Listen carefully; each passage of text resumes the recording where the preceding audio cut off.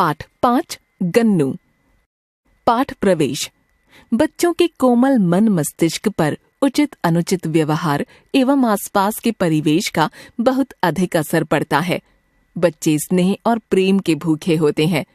अपनत्व और प्यार देकर उन्हें अपना बनाया जा सकता है। वहीं क्रूर एवं विद्वेषपूर्ण व्यवहार उनके संवेदनशील मन को व्यथित करता है।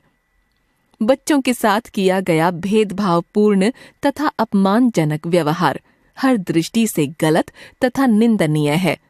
प्रस्तुत मर्मस्पर्शी कहानी इसी कथानक पर आधारित है।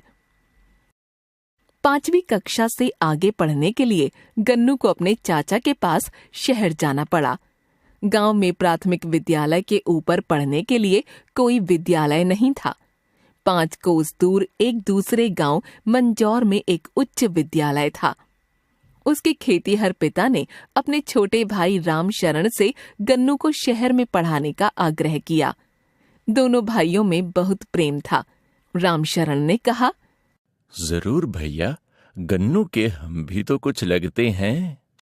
उनकी सहमति पाते ही खुशी के मारे गन्नू के भीतर ढेर सारे सपने खिल उठे।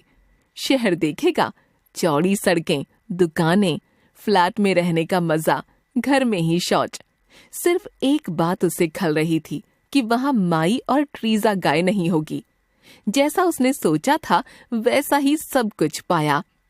स्कूल बस आती जिस पर अपने चचेरे भाई तरेंगन के साथ सवार हो जाता। रामशरण ने घर में कह रखा था, इसके साथ कोई भेदभाव नहीं होना चाहिए।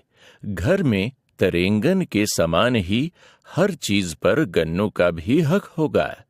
तरेंगन और उसकी मां निहोरा देवी ने इस बात को एक कान से सुना और दूसरे कान से निकाल दिया। तरेंगन ने तो साफ हिदायत दी, तुम मेरा कोई भी सामान नहीं छुओगे।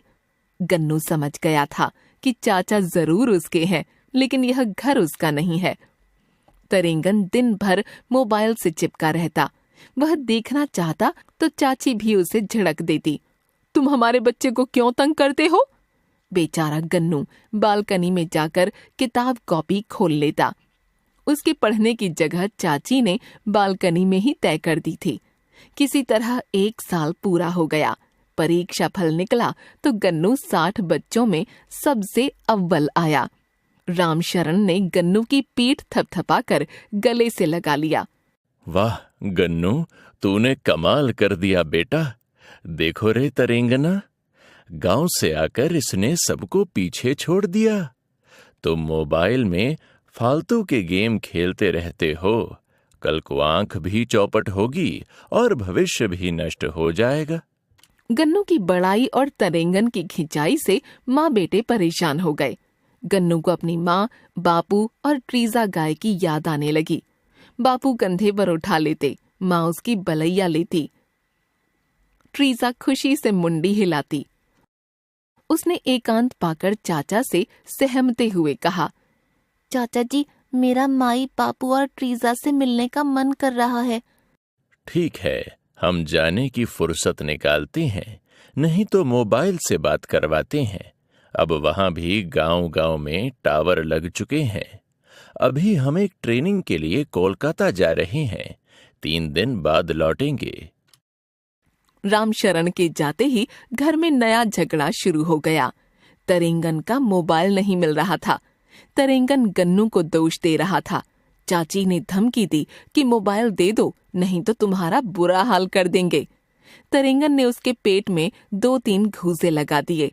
चाची ने उसे एक तमाचा लगाया और स्टोर रूम में धकेल कर बाहर से सांकल चढ़ा दी।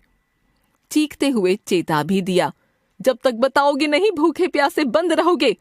संयोग अच्छा था कि रामशरण 1 दिन पहले ही आ गए और इस अत्याचार को अपनी आंखों से देख लिया।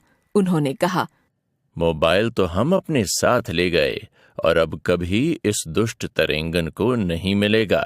अब इसकी आदत हम छुड़वाएंगे। उन्होंने मोबाइल पर एक नंबर मिलाकर गन्नू को दिया कि लो, बापू से बात करो। उधर से जब उसके बापू ने सुरीले स्वर में कहा, बोलो सोना। आवाज सुनकर गन्नू रो पड़ा, पर खुद पर काबू करते हुए कहा, हम यहाँ ठीक हैं बापू, आप सब कैसे हैं? बापू ने कहा। तू रो रहा है गन्नू? बापू, अब हम बड़े हो गए हैं। शहर ने हमको होशियार बना दिया है। हम मंजौर में भी अच्छा पढ़ लेंगे। आप सबकी जुदाई हम नहीं सह पाते। उधर से बापू ने कहा। हम समझ गए बबुआ, कल ही हम गाड़ी पकड़ के आ रहे हैं तुमको ले आने। रामशरण, निहोरा देवी, तरेंगन गुनहगार की तरह उसे देखते रह गए। लेखक जयनंदन।